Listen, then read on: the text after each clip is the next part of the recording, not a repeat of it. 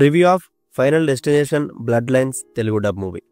Horror with slasher కాన్సెప్ట్లోనే ఈ franchise ఒక ట్రెండ్ సెటర్ అంతే. ఎప్పుడో 2011 దీని 5th పార్ట్ రిలీజ్ అయింది, చూశాను. మళ్ళీ 14 ఇయర్స్ తర్వాత ఇప్పుడు 6th ఇన్స్టాల్మెంట్ వచ్చింది.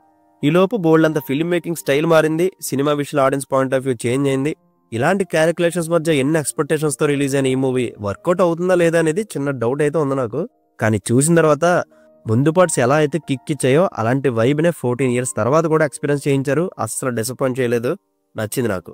ఒకటి కాదు రెండు కాదు, ఆ మనుషులు చచ్చే స్టైల్ చూస్తుంటేనే బాబోయ్ అనిపించింది.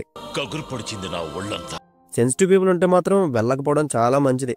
కళ్ళ ముందు బాడీ పార్ట్స్ మొక్కలు అయిపోతుంటాయి, దహనం చేయడానికి కూడా వీలు లేకుండా ఉంటుంది ఆ బాడీ స్ట్రక్చర్. అండ్ దాన్ని ఎంత న్యాచురల్ గా చూపిస్తారో క్రేజీ అసలు.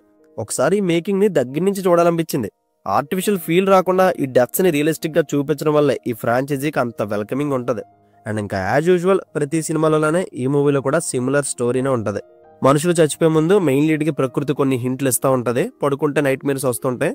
సో ఆ చావు నుంచి తన ఫ్యామిలీని కాపాడుకోవాలని ఇంటెన్స్ జర్నీలో తన సక్సీడ్ అయిందా లేక చేతులు ఎత్తేసిందా అనేది ఈ మూవీ ప్లాట్. అయినా ఈ మూవీ చూసాడు ఎవ్వడికి కూడా స్టోరీ అవసరం ఉండదు. ఇప్పుడు వీడు ఎలా చస్తాడ్రా అనే ఎక్సైట్మెంట్ లోనే ఉంటుంటారు. ఆ ఎక్సైట్మెంట్ ని అస్సలు డిసప్పాయింట్ చేయరు. ప్రతి పార్ట్ లోని ఈ చావుల స్టేజింగ్ ని మాత్రం భలే రాసుకుంటారు వీళ్ళు. ఎక్కడో జరిగిన ఒక మూమెంట్ ఇక్కడున్న వీడిని పట్టుకెళ్ళిపోతుంది అన్నట్టు బటర్ఫ్లై థియరీలా అనిపిస్తుంది. దేవుడు నిన్ను పట్టుకెళ్ళిపోవాలని నీ మీద కక్ష కడితే ఎలా ఉంటుందో తెలియాలంటే బెస్ట్ ఎగ్జాంపుల్ ఈ మూవీస్. అండ్ ఇలాంటి అన్ఎక్స్పెక్టెడ్ డెత్స్ రియల్ లైఫ్ లో కూడా జరుగుతుంటే వాటి నుంచి ఇన్స్పైర్ అయి తీసింది ఈ ఫ్రాంచైజీ. నేనైతే థియేటర్ నుంచి బయటకు వచ్చి నడుస్తూ వెనక్కి తిరిగి 10 సార్లు చూసుకుని ఉంటా. వెనక్కి నుంచి ఏ కరెంటు పోల్ మీద పడిపోతుందని భయం వేసింది. కాసేపు అలాంటి ట్రాన్స్ లో తీసుకెళ్లిపోయింది ఈ మూవీ. చాలా ఇయర్స్ అయింది కదా ఈ ఫైనల్ డెస్టినేషన్ చూసి. ఓవరాల్ మంచి ఎక్స్పీరియన్స్ చేశా. అండ్ డౌట్స్ ఏం పెట్టుకోకండి, కుటుంబ సమేతంగా ఒకసారి అయితే వెళ్ళి రావచ్చు. కానీ మీది బలమైన గుండె అయితేనే వెళ్ళండి. చిన్నపిల్లలకు మాత్రం నో ఎంట్రీ. అడల్ట్ కంటెంట్ ఏమి ఉండదు, only brutal violence. First 20 minutes అస్సలు మిస్ అవ్వకండి, ఎందుకంటే 60s లో జరిగే ఒక ఇన్సిడెంట్ కి ప్రెసెంట్ జరిగే సిచ్యువేషన్ కి కనెక్షన్ ఉంటుంది.